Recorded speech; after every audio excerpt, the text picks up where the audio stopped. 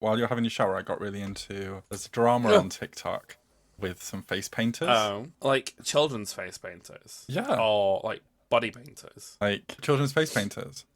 There's like this famous one on TikTok, and people are calling her out because not only does she steal looks, but also she sometimes does looks with like fully brown painted face.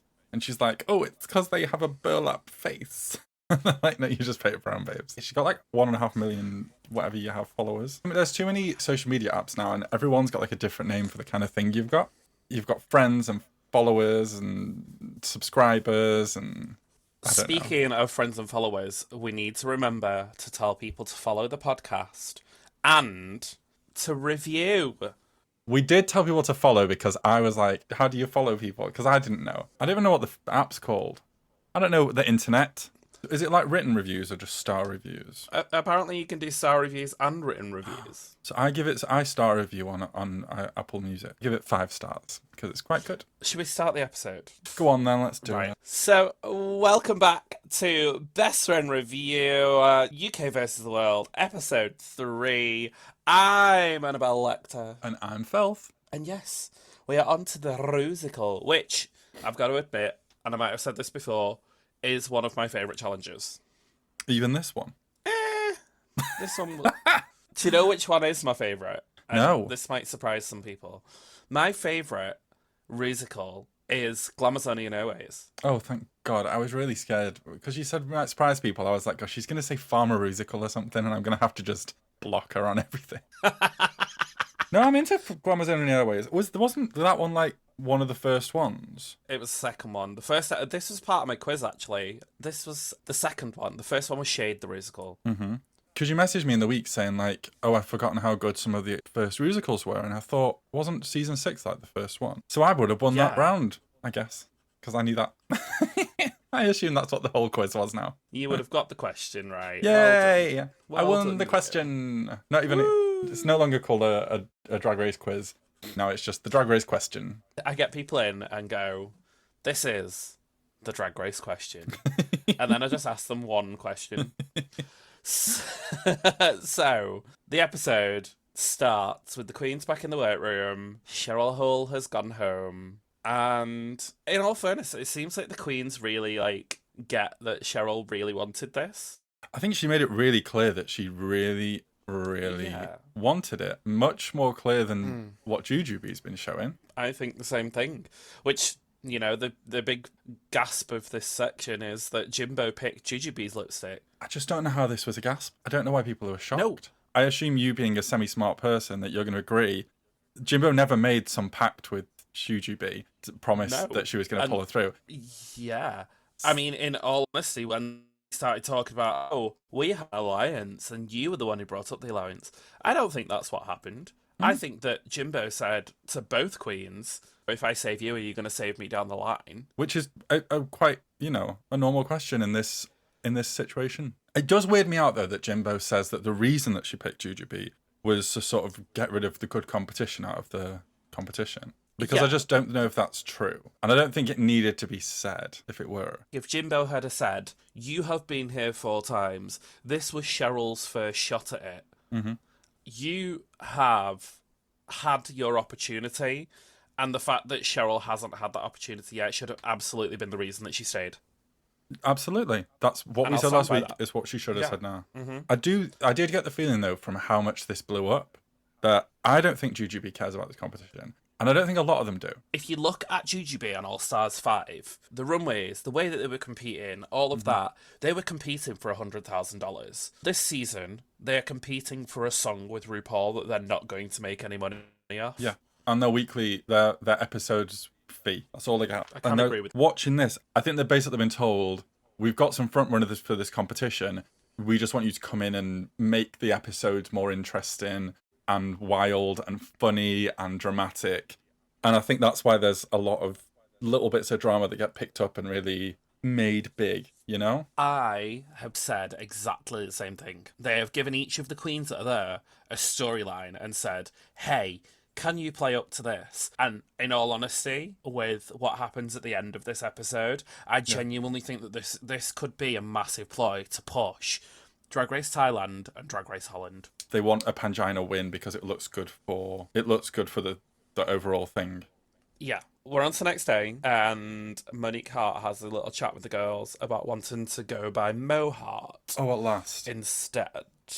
I'm so glad Yeah, it's so been it's answered our addressed. little question. I like the idea of they want their drag to be somewhat less gendered. I think that's really cool, a really cool idea. But I haven't visually seen their drag becoming less gendered. Well, they did say that they present a female illusion, Yeah. you know, whatever, wherever they want to land on the spectrum at that given time. But they told us, and so we respect, and going Absolutely. forward, Mohart. Yeah, cute. Reading challenge. First mini challenge of the season. And it's a reading challenge. What did you think of this? I don't think it was the best. We've said this before when we review. There's not a load of reads left to give that haven't already been said, especially about half these girls who've already been here twice. So Yeah.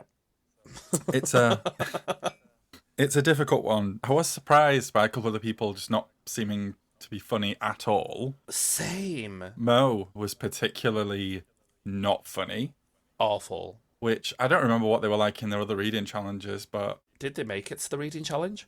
oh god, They must have done an All Stars they must have because done. it's the first one. I don't know what the sitch was with Bagger either, No, but I genuinely don't think that Bag of Chips gives a shit about this season. yeah. But who we were really waiting for and who this challenge is made for these days is Jujubee. It is definitely Jujubee's to lose because she's won all the ones she's ever done. Yeah, the original winner and the winner of everyone since. But also, I thought Panjana was great as well. She really was. Some of hers were really cleverly thought out, which is nice. Yeah. Really, really nice. I'm looking forward to them releasing the. Here's the reads. We didn't see. I love those videos that you have to watch at 1 o'clock in the morning when you're drunk. And you've Same. seen them all 10 times, but you still have to laugh at them. Because some of them, they generally are some of the funniest that don't get aired. I don't know what happens. I know it's like storytelling and whatever, but it just seems like a waste. So funny. After this, RuPaul introduces the Maxi Challenge, which is West End Wendy's The Comeback, our rusical. And she reveals it's a lip sync rusical. It is a lip sync musical. It does make me laugh that Blue Hydrangea is like, I can't sing. I was like, Blue, the prize is literally a song. I've had a rocky past with lip sync musicals. I feel like often in lip sync musicals, the parts don't seem overly even. It seems like someone either has a funny track or they don't have a funny track, and this is based on whether they can make their track funny. We've seen a lot of people get really badly done to with these challenges. We saw Katia. That's like a big one for people. Katia's Princess Diana. There was no way to make that funny up against the other people she was against. Similarly, obviously, the riggery and jiggery of Thorgy Thor. So yeah, I wasn't sure how I was feeling going into this, but it's happening, and the parody names are funny. The parody names are funny apart from one of them, and that's Tracy Fatberg. I felt exactly the same. And I know we're early to mention it, but I was really impressed that Bagger didn't do a fat suit. It would have been unnecessary. Much like Absolutely the name been was. unnecessary. But some of them were really well thought out. And then obviously they didn't have to think of a funny parody for Meryl Streep because her name isn't copyrighted. I see. That makes sense. Yeah. So there we go. Now, we go to the girls. We find out that as the winner of last week, insert winner of last week's name here, gets to pick who... I can't remember who won. No. Was it Jamie? No, that's not how it worked. As the winner of the reading challenge, Jujubee gets to pick who is going to be who. And she says, to be fair, she wants to let people pick, but everyone basically wants to be Lally Bowles. Yes. If you had to choose, which would you choose? You always ask me these questions I never would have thought to be answered. Asked, you know what I mean? Word. I'm thinking, one sec, who was an easy win on this one? Well, you know, an easy, not a loss on this one was Mariah Gone Trappy. Yeah, I thought the same. I was down for Mariah or possibly Spank and Spare Air. I could see that. I feel like Spank and Spare Air was not done justice this episode. But we are getting ahead of ourselves. Well, something I do want to bring up is something we also have spoken about before here on Best Friend Review. I want to know, is this picking the roles real? Because they all had a costume that fit them, and then one of them was commended on the costume. But specifically, Jimbo's was a very Jimbo costume. I thought this. I looked at some of these costumes and went, that is very Jimbo, that is very Bagger. I've been told before that the way it works is that they just have they have an option for everyone. on the day. Okay. They have, Right. they have a few sizes ready to go. Yeah. It just seems really confusing. Anyway, everyone wanted Lally, and most people did what you should do in this situation, which is go, I want this person or this person. Because then you've got a high likelihood of getting one of your people. Yeah, absolutely. And it obviously worked out very well because most people either wanted Lally or wanted someone that no one else wanted. Yeah. This is how we ended up in a situation with Bag of Chips, who only wanted Lally and couldn't have it. They then say to her, oh, do a little bit of Liza now. And she does a really bad Liza. You imagine just being put on the spot like that? Even if you know what you're doing, like just someone going, do that right now. It's like when if you tell someone you're funny and they go, tell me a joke. Or you say you can sing and someone goes, sing me a song. Like, yeah, it's not in the right headspace in the weird situation, especially because she was being pissy. But she was being pissy. Do you think because of this, there's a chance that next week in Snatch Game she's going to pull out Liza? I thought this. I genuinely was like, right, so next week we're getting Liza. So they all, except for Bagger, seem pretty happy. Bagger, who's extra childish, extra not happy. It's pretty, typical for someone when they want to feel their own fantasy and someone else challenges it. But she just needs to grow up and stop having a strop. She does. She absolutely does. I'll always defend Valentina and her feeling her French vanilla fantasy because hers doesn't affect other people. She doesn't take it out on other people. If she didn't get the part she wants, she's like, well, that isn't part of my fantasy, but I'm going to go and make this my fantasy. Like, there's a difference between living in your own best world and living in a complete fictionalized place where you are the most famous woman in the UK. Oh. So we go on to dance practice with Johannes from Strictly, I believe. Is that what they said? Yes. I don't watch so the choreography will have happened before. Didn't Johannes just win Strictly? I honestly couldn't tell you. Watching dancing sounds a bit too much like sport, and I just can't. Yeah, I'm not a big Strictly fan. No.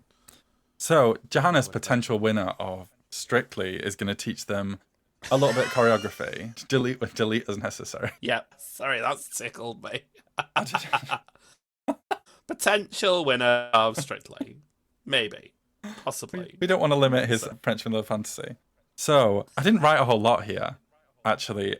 No. Especially not person by person. I love how they come out dressed as a boy, but they've got padding on. Just like a little bit of padding. I know that it's so that they can work on the logistics of moving while wearing the padding. But to me, it reminds me of when I sit here completely off camera wearing my heels or like a little pair of shades so that I can get into the fantasy.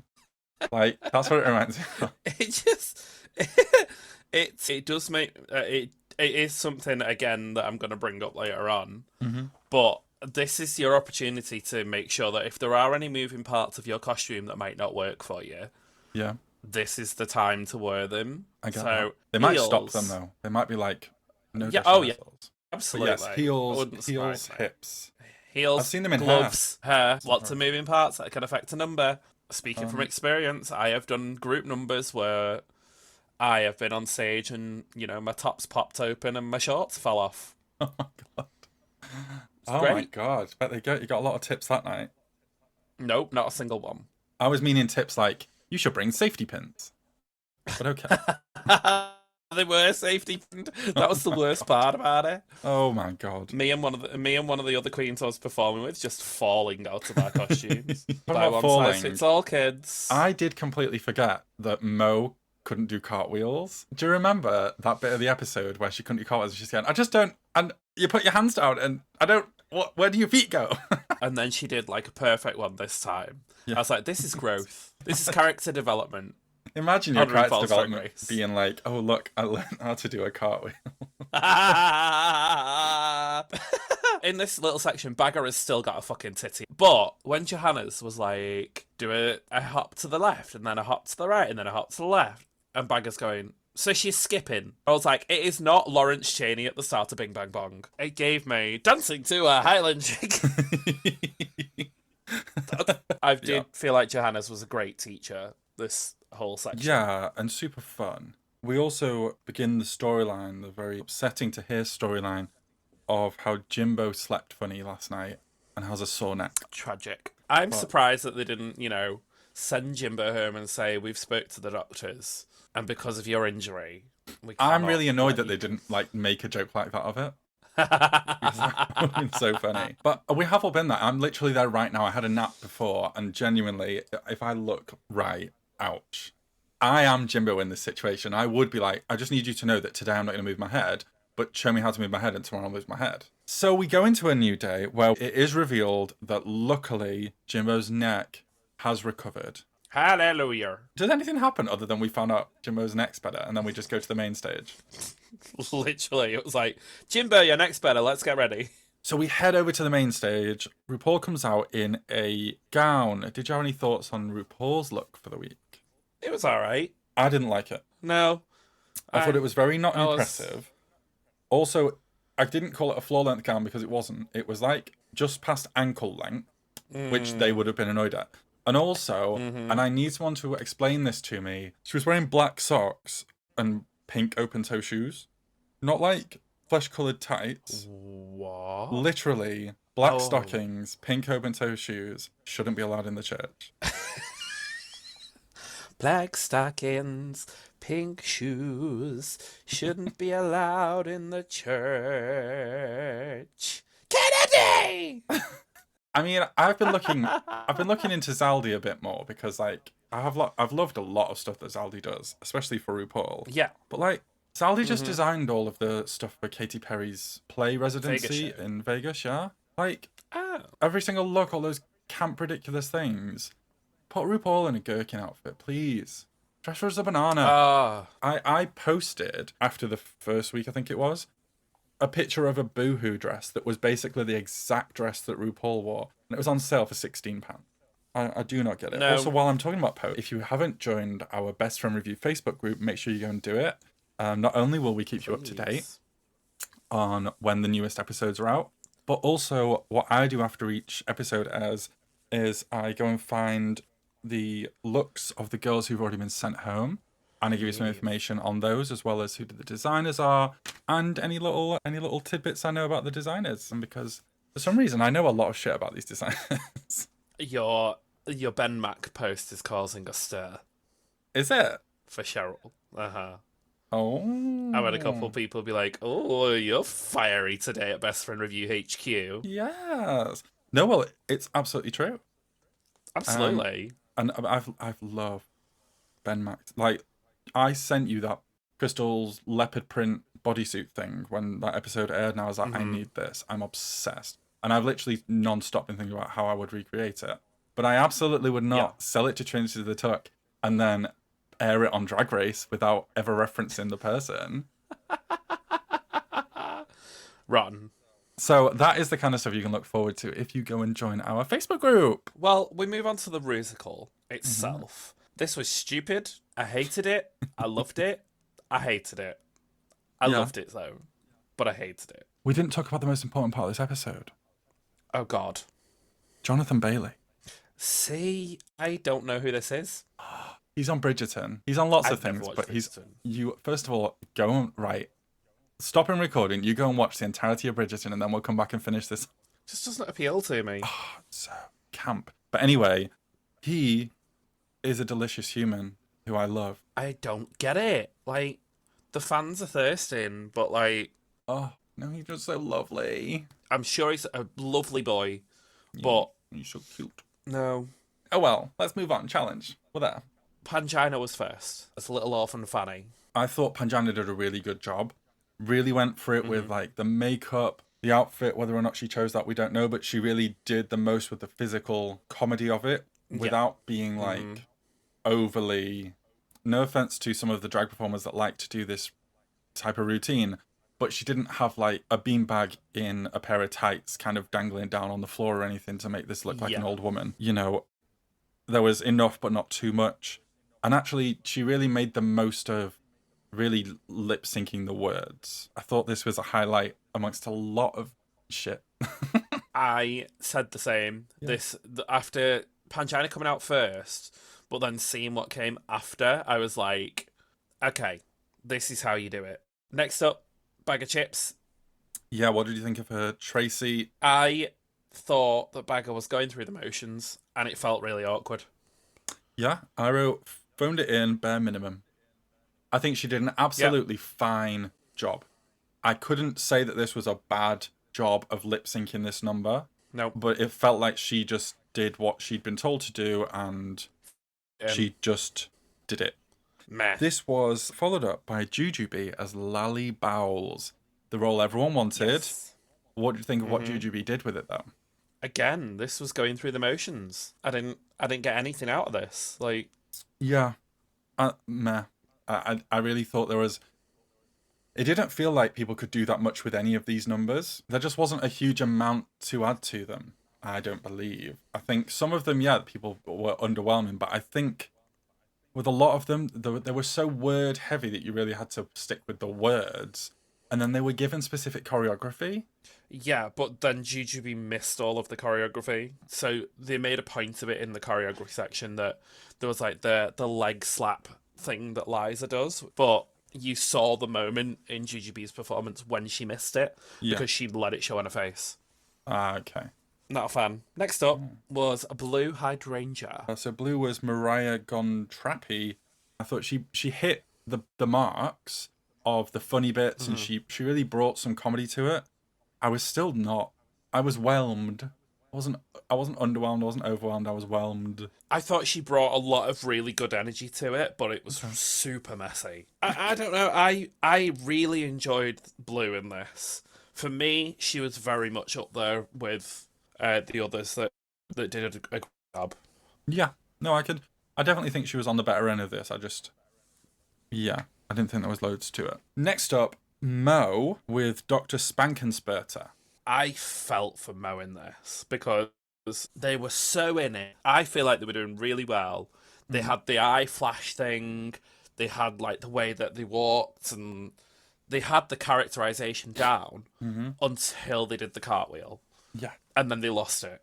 And I'm wondering whether Mo potentially might have hurt themselves when they cartwheeled. But this is where, when I said before, numbers like this have a lot of moving parts.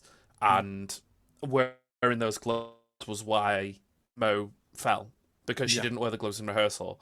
And the gloves were lace gloves. It was unfortunate. This was very unfortunate. So I've seen a thing online that suggests actually she hurt herself a little, but not like she's not going home next week kind of hurt, just ouchie. Yeah. Oh well. Maybe Mo just shouldn't do cartwheel. We thought like the progression was, look, I couldn't do cartwheel, so I actually learned to come back. And then she failed at doing a cartwheel. So really back to square one with that bit of character progression. Yeah. Next up was Jenny JK. I thought this was really, really good. Oh, same. This one, there was less choreography, so there was more space to be able to do more with it. And I think she really did. She brought characterizations into it. She still used all of the stage, which I think the choreography that she was given was much more about moving around and getting to places rather than how to do it and particular dance steps. And because it wasn't dancey at all. And yeah, this was another highlight for me. Same. This felt like a masterclass. I loved it. I thought it was fun. It was funny in moments. It raised up Meryl Streep without being offensive. Yeah, I really enjoyed this. Yes. It just made me a bit scared for next week because you know what Rue likes to do on the walkthrough before a snatch game is Janie's going to go, I've brought this person to do, who Rue's going to pretend not to have heard or even, it could literally be like Michael Jackson. She'd be like, no, not really familiar. But last week, you actually were in the top for a Meryl Streep. Could you not further that? Would that not be a good idea? Finally in this segment is Jimbo as Dodo the dog. She didn't know the lip sync. She ran up and down the stage quite a lot. And when she took the bone out and started putting the bone in front of her mouth to sing into it, I was like, we can't see you lip syncing. And this was meant to be the defying gravity moment. Yes. It was meant to be like the third act big ballad. And no, she just missed the mark on too many things for this. Yeah, this bone is actually one of the big things. I did think with the rest of the outfit, yes, you could have been given something and customized it a bit to make it fit with your drag character. But why would you have a rhinestone bone? Very suspect that. Very suspect. Very suspect. But yeah, not good. Oh well. We get to move on to the runway. The theme is ... which I was just thinking, what, ellipses? Ellipses, yeah. No, You were thinking ellipses. I was thinking dot cotton from yeah. EastEnders. Oh, yeah, very. I would have been fine with a dot cotton runway. Yeah, absolutely. So, for our new viewers and our returning listeners, rather, I always do that. Why do I say viewers? YouTube. I get it. We here at Best Friend Review HQ like to do tits and shits. If something's really good, we say it's the tits, and if something is really bad, then we say it's just plain shit. And we don't really have a good methodology for what's between. And actually, everything that we try and say just doesn't necessarily sound like it's somewhere in between. But you know what? Just stick with us. We're just trying not to get sued by a raven, basically. First up, we have Jimbo. Yes. I said this was the tits. I love the colour palette. I love this green and silver and black. It was very what they thought the future was going to be in the 80s. Yeah, I and the literally 70s. wrote retro-futuristic. It's very mod as well. For me, said this was my top of the week. Oh, okay. Fair enough. Next up was Jujubee. I've been on a journey with this. I said tits when I first watched the episode. Then as the episode went on, I started to feel worse about it. But then since the episode, I started to feel a bit better about it. I just thought this was a really shit wig, but I thought it was like kind of a fun outfit. And I think grading on a curve of what Jujubee's been presenting, this has been quite good. Jujubee is dressing like there is no cash prize, and she is just here for the airtime. Oh well, blue hydrangea. Tits, if it didn't have all these heads on it. I think this was such like a well put together outfit, but I said shit purely because I just didn't like it. Like it was really literally that simple for me. If it didn't have all these heads on it, I think this would have been great. I don't even know what the thought process was behind it, because it didn't even feel overly spotty. I mean, where the orange was, it was spotty, and the makeup looked impeccable with the spots. It did. For me, just having those proportions of the weird polystyrene heads on the arms and on the shoulders and wherever else they were, I was just like, just take is it Coco Chanel who says take some away? Yeah, take 2 things off before you leave the house. Well, she took all things off and taken the heads off. It felt like this could have been done for any runway if you'd have just changed up the makeup on the heads. Like, you know, it didn't have to. There wasn't something intrinsically ... about this, because you could have easily not had the dots, and it would have still been a good outfit. It still would have worked. This was actually made by Christopher Hardcastle, who did Bagger's Cat. Oh well, and also I think the most iconic one we all think of that I didn't even think about being made by a costume maker was Scarlet Harlot's tracksuit. You know, like the pink one. They are one of the ones that has really taken to making stuff for the girls. They've made a lot for a lot of the UK queens. Mostly good stuff. I didn't like that cat. Oh, I liked the cat. I know you did. I don't want to expect anything different from you. It's fine. Rude. Next up was Janie Jacquet. Yeah. What did you think? I wrote shit. I didn't like it. I didn't feel very elevated. Okay. I enjoyed this. I said tits. Okay. This gave me like 90s model. I just got catalogue model. Oh, I got 90s Littlewoods catalogue model. Like, I'm sorry. Also, I'm really confused about this. So she, on the runway, said it was self-made. She said, I'm wearing this self-made polka dot look. Oh. But then on Instagram, she's tagged the designer. So I don't really... I'd like more information on that, please, Jenny JK, who I have no connection to. It actually just made me think, one sec. What's her name? Janet? Janet! Damn it, Janet. Janet It's fine. She doesn't follow me, so she's not going to see this anyway. Janet Jacket. Mo Hart was next. I'm really drawn on this one because I instantly knew what the reference was. And I love Sully. I have a pair of Sully shoes, which did cause me great pain wearing them around Disneyland, but they are so cute and I love them so much. But I've written tits because of that, but I'm not sure this was a good outfit. No, I said the same. I was not in love with this outfit. No. I loved the concept. I loved from like the neck up, and I thought the corset was beautiful. I think the pants and the shorts took us into church territory. Okay, yeah. So Mo Do you is know what I actually mean? doing a thing on Instagram called Mo's Closet, where they talk about the inspiration behind each of their looks, and they talk about the designers and all of this. So they actually give quite a lot of information on what the thought process was with things like not bringing another gown, because she'd already done a couple of gowns. But yeah, do you know what it looks really good in? Pictures. Yeah. While we're on this topic, go and look at Anubis Finch version of Sully as well, because it's great. Next up was Panjana Heels. Yes. Thoughts? I know you're going to disagree with me. I wrote shit. I am going to disagree with you, because I thought this was just insane from top to bottom. And the fact that she had spotty shoes that matched, I thought this was... It gave me, like, Twister meets Gumball Machine weirdness. It also kind of looked like somebody had been painting, and this was the dust sheet that they put down. Yeah, I think I would have preferred that. My issue with it was that it didn't feel curated. I was like, as you've just basically made a giant dress, like just a very basic shift dress, out of whatever fabric you found that was spotty. And then you've kind of covered a lamp. I thought it was great, and I felt it was quite cohesive. Finally. I feel like if... No, go on. No, I was going to move us on, but you aren't ready to move on. No, go on. Move us on. Okay. Only because I forgot what I was going to say.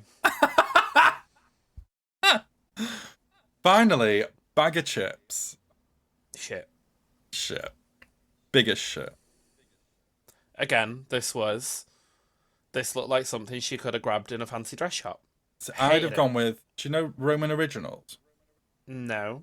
It's where mums used to shop in like the noughties for like a wedding outfit. Yeah. It was it was like a basic sort of going to Ascot. It's like somebody's been invited to Ascot, they've never been before. They're never going to go again. Never going to be invited again. And they were this. Awful. Yeah. Before we move on to critiques, we get to find out who is safe, and it's actually Blue and Bagger.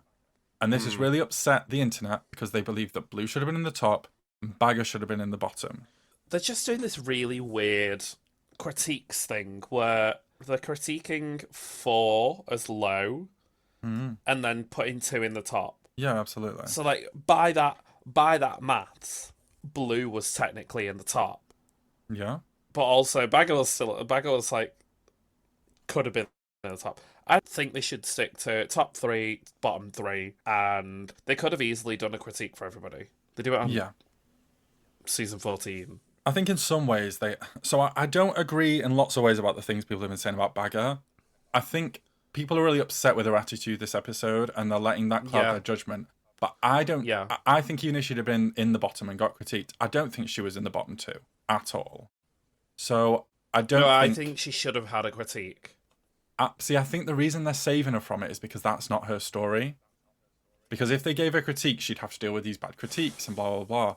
I think they'd seen another story for her and they thought it doesn't serve us to have her get critiqued, you know? No, and I think that something is coming down the lines, coming down the tracks, and the fan base have started seeing it, and I'm going to talk about it at the end of this episode.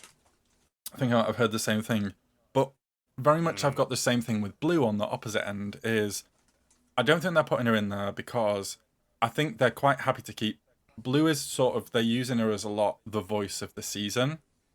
Yeah. She's getting a lot of time in the talking heads. She's got a lot to say. They're using her a lot in the episodes. And I think they're just thinking, we just want to keep Blue around. I'm starting to see this season as very much the way that, you know, the Holisley Spectacular was. Where it's not serious, it's just entertainment.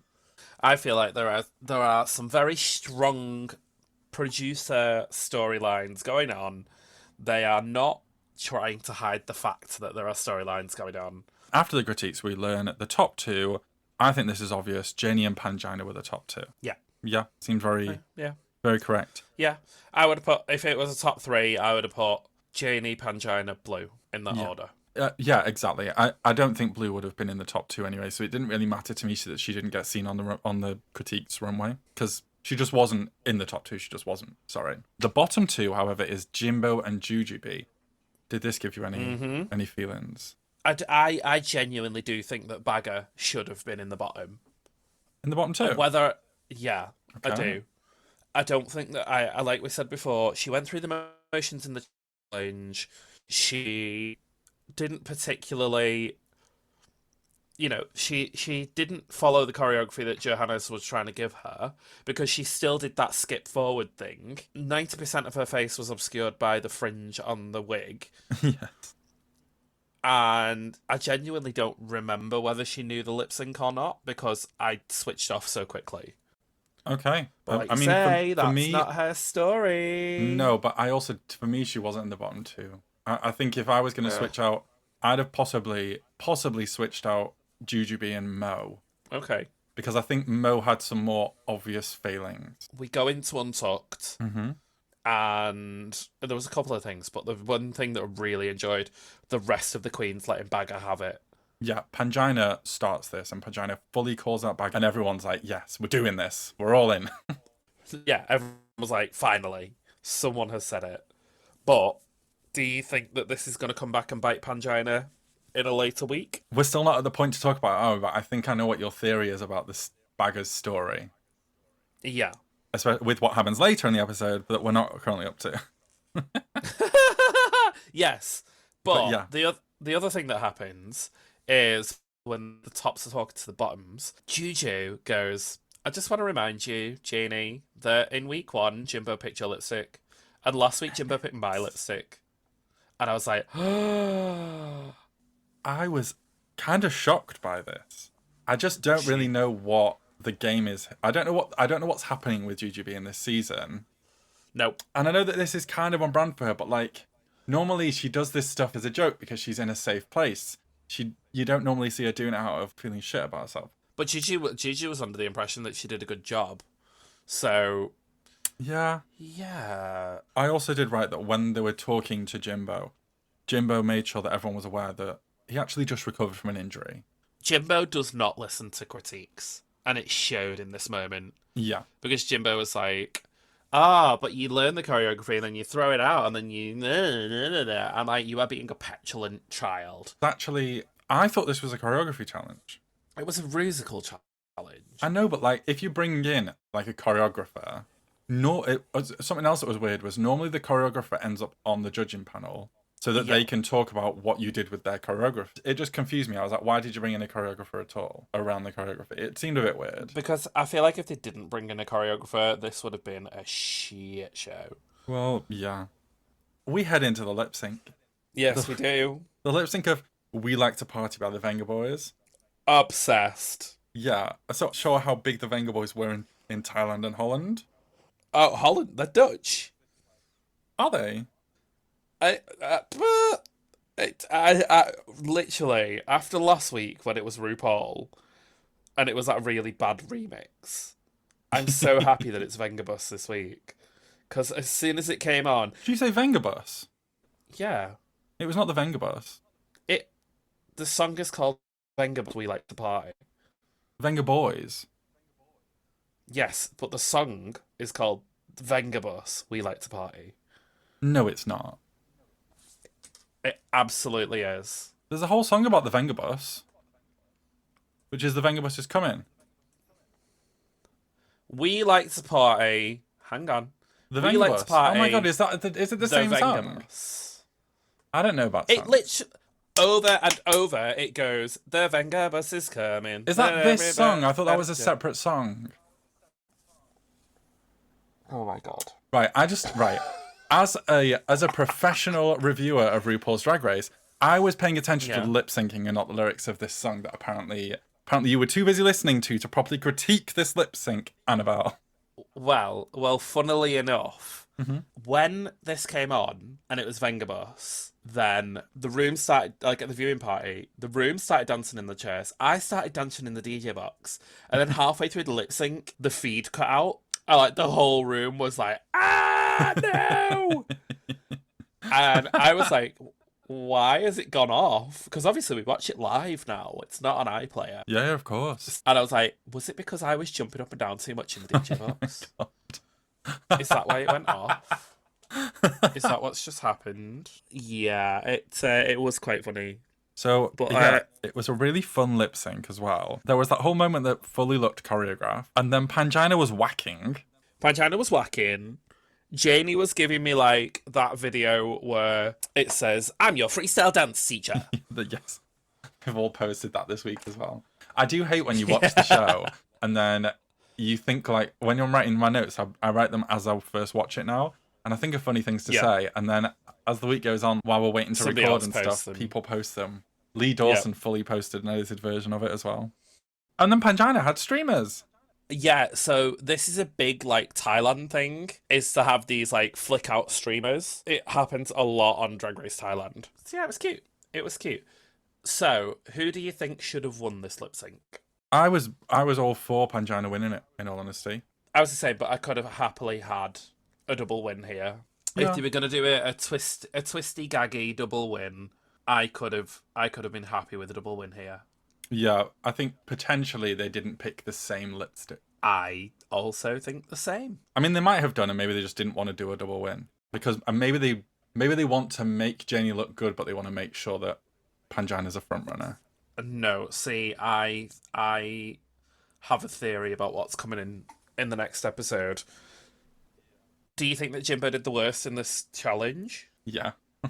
Yeah, me too. I hate to say it, but all of the stuff with, you know, the alliance stuff at the beginning of the episode, I think that is going to come into play in future episodes. Yeah, people are really, really upset, but someone in our Facebook group for Best Friend Review asked the question of us, and I promised we would discuss it, was because Jimbo wasn't winning lip syncs, could Jimbo have been a worthy winner while lip syncs are such an important part of the content? I think that you've got to look at queens like Katya, who openly said that in All Stars 2, she was throwing lip syncs because she didn't want to send anybody home. Absolutely. And I think I think that comes into play here. I do genuinely think that Jimbo wanted to win, but didn't want to send anybody home while doing it. Absolutely. And I think you also have to think about the fact that in some episodes there is a very, very clear winner. If you look across all the All-Stars, lots of episodes there's a very clear winner compared to even just the second best. They end up in a lip sync together. Historically, the people that lip sync are the worst for the episode. And some of the people who do worst episode after episode after episode could out lip sync the people who win the whole season any day of the street. Yeah. We saw it with Tace. Yeah. Tace kept ending up in the bottom, kept doing the most amazing lip syncs. Basically, I think a lot of people believe that Tace won the final episode because it was all about lip syncing, and she absolutely showed everyone how to do it. Yeah. Should she have won just because she could lip sync, even though she had done the worst out of the top? I do understand that it's an important part of Drag Race, but it's only normally an important part of Drag Race if you aren't good at all the other stuff that's an important part of Drag Race. Yeah, I agree. Which is why I've never agreed with the lip sync for the crown that happens on normal seasons these days. Oh, no. I hate the lip sync for the crown. Yeah. Like, because we're lucky season... if the winner wins nowadays. But also, like, I've said this before and I'll say it again. The winner is determined by whether we want to see them again on an All-Stars. But also, that doesn't come into account anymore because there's an all-winners season. And there's enough winners to do 2 seasons of that. If they want to come back, and I think too many of them have said no at the moment. But they do have they're counting All-Stars winners as winners. Yeah. So we could potentially see whoever wins this season could be in an all-winners season. Imagine if Panjana won this season, having never been a contestant on RuPaul's Drag Race proper, won this season, and then went on to an all-winners season and had to compete as like an All-Stars of the All-Stars, having never actually competed on a normal season of Drag Race. That would be insane. Yeah, I'm totally into it. Like, I'm saying it like as a bad thing, but also iconic.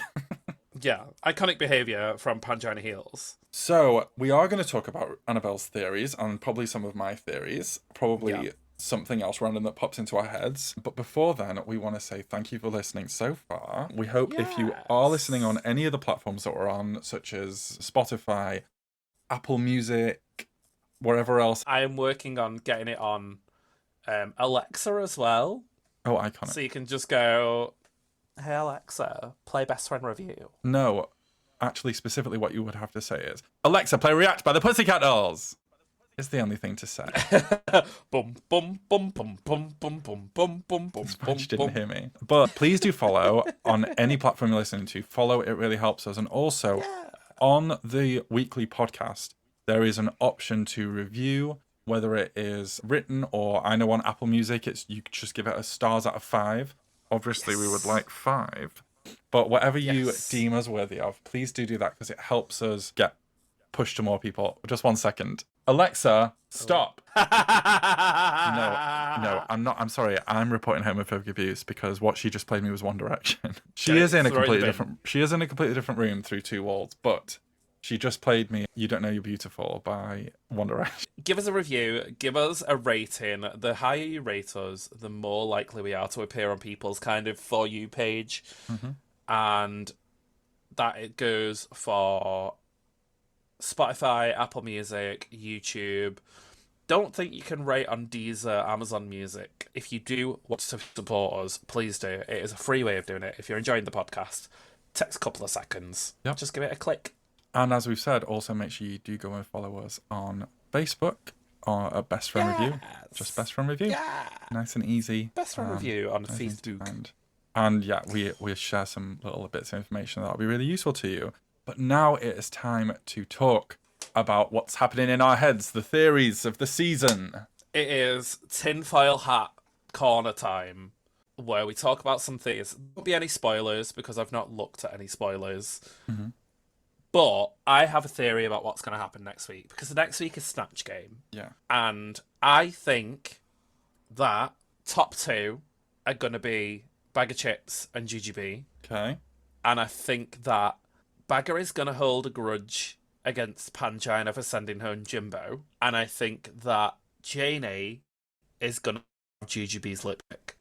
And that next week, it's going to be one of those things. And I think Panjana and Janie are going to be in the bottom 2 next week. I think there's another story that they could potentially start to bring out next week because we see it in the preview of Blue crying, breaking down because she doesn't understand how to get into the top. And I think Blue did a really good Snatch Game last time. Blue's Mary Berry. Mary Berry? Awful. What? People loved it. I loved it. I thought it was terrible. Oh my god, no, people loved it. So... Sure. They did. It's shocking to me that you didn't because in general what I've heard is good. Okay. So, I don't know if they're going to continue that storyline on for a while or... Normally, after someone has that kind of breakdown, they either end up in the top or in the bottom. Yeah, possibly. So that's like it's a slight possibility. Bit of a dark horse. Maybe. I don't know. I can't say that I 100% believe in your theory because I just can't. Yeah, I can in some ways. I could understand they're gonna want to put Bagger in the top soon because they really want to push Bagger to be worse as a human. And I think putting me in the top will really move her into this space of being like, no, I'm the best thing that's ever happened to Drag Race. So yeah, maybe. And so it'll make her even worse next time something bad happens. So I can see, I could see them wanting her in the top. Oh God, I am excited for Snatch Game. I enjoy Snatch Game. I am scared that the next couple of weeks are going to be an absolute shit show. But again, I said it last 2 weeks. I would be sad to see any of these queens go now. Yeah, I just think at this point in the competition, what are we, halfway in? Is there 6 episodes? We're literally halfway through the competition. I just think at this point, frontrunners emerged. We lost Jimbo. If we lost Panjana, I just think there isn't currently anyone that's really... I mean, the next best person so far, track record-wise, is Blue. Yeah. And maybe that's what the story becomes, that Blue went from being safe, to then really breaking out of the pack. Yeah. And I wouldn't hate Blue as a winner. Actually. I wouldn't hate Blue as a winner. I would quite enjoy. I think she's a really Blue good, take it all. Good fun queen. So I'm okay with that. Cheers. Same. But that was all of our crazy paranoia. Got out of the way. I couldn't think of the word, but yeah, that was the best friend paranoia. another episode of Best Friend Paranoia for you all. That was Tinfoil Hat Corner. Yeah. So Fabulous. that is the end of the episode again. We want to once again thank you for joining us. Thank you for sticking all the way through. Please, as you've seen, if you want to ask us stuff, ask us in the group.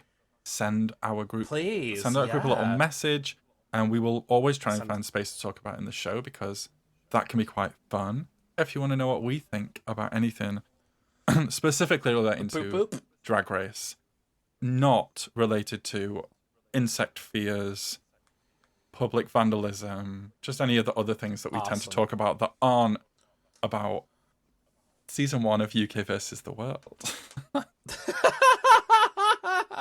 And on that note, I've been Annabelle Lecter. And I've been Phil. And we will see you next time. We'll see you in a bit. Bye! This time I'm genuinely doing it. I'm genuinely posting a picture of me throwing my book in the Facebook group. So another reason to try. I love it.